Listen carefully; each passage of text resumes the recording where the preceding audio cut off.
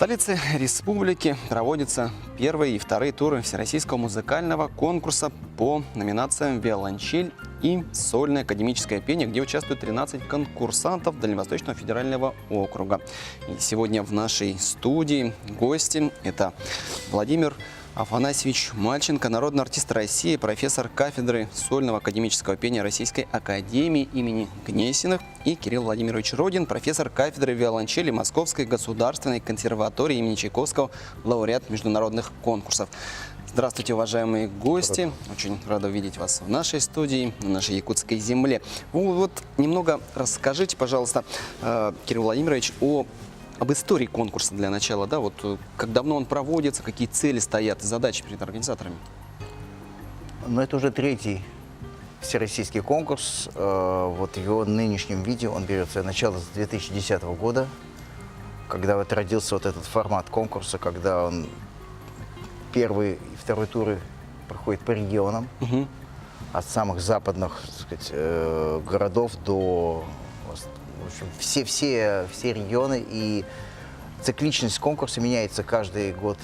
Специальность вот в этом году скрипка, виолончель, сольное пение, фортепиано, потом народные инструменты, камерные ансамбли и духовые. И вот каждые 4 года этот цикл повторяется.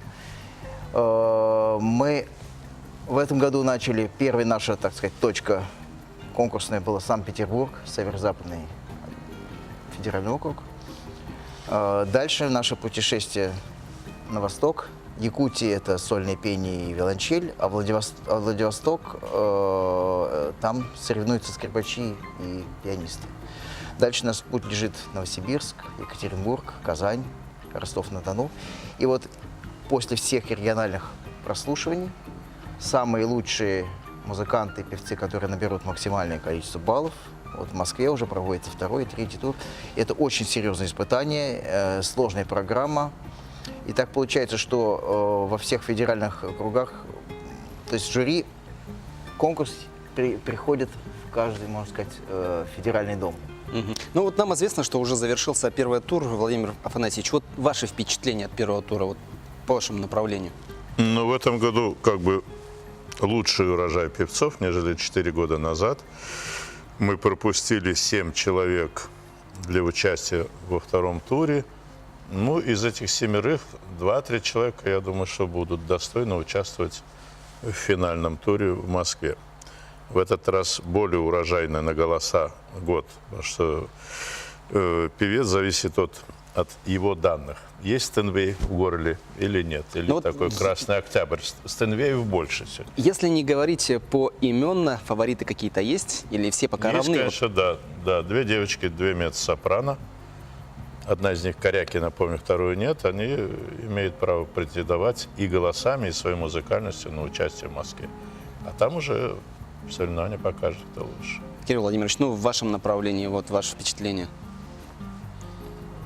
Виолончель – инструмент, наверное, самый близкий к человеческому голосу. И достичь владения инструментом, как хороший певец владеет голосом, это очень непросто. И, конечно, ребята стараются, но конкурс покажет, потому что очень сильные, конечно, участники в Петербурге, в Москве. В Москве у нас будет 27 виолончелистов, это очень много. Ну, я могу сказать, что мы сегодня для всех виолончелистов, а также всех желающих проводим в зале Высшей школы музыки Республики Саха-Якутия такие открытые уроки. Члены жюри будут общаться с конкурсантами, с музыкантами. Так что у нас такая дружная музыкальная семья. А насчет перспектив виолончелистов, ну, это конкурс только начинается. Мы имеем в голове те баллы, которые мы выставили в Санкт-Петербурге, и все будет зависеть от того, как кто играет. Пусть победит сильнейший. В этом и интрига этого конкурса. Владимир Афанасьевич, можете вот как-то кратко охарактеризовать, дать свою оценку работы нашей высшей школы музыки? Не, ну я второй раз здесь, и всегда открытие конкурса проходит в вашей канадской деревне, и там в концерте мне очень нравятся инструменталисты, скрипачи, ансамбли очень хорошие. Певцы не выступают, не знаю почему, но если люди начинают с таких хороших условий жизни заниматься музыкой, молодые, я имею в виду инструменталисты, то только за них можно порадоваться. То, что у вас существует вот такая деревня, от которой дети растут в своей семье и потом заканчивают здесь. Нравится? Много ли изменилось за эти 4 года? Да нет, все так же хорошо. В этой деревне очень нормально. Уважаемые гости, большое спасибо вам, том, что нашли время в вашем плотном графике, пришли в нашу студию. Мы желаем вам приятного дня, и чтобы участники только вас удивляли, и, конечно же, ждем вас в следующий раз в нашем краю.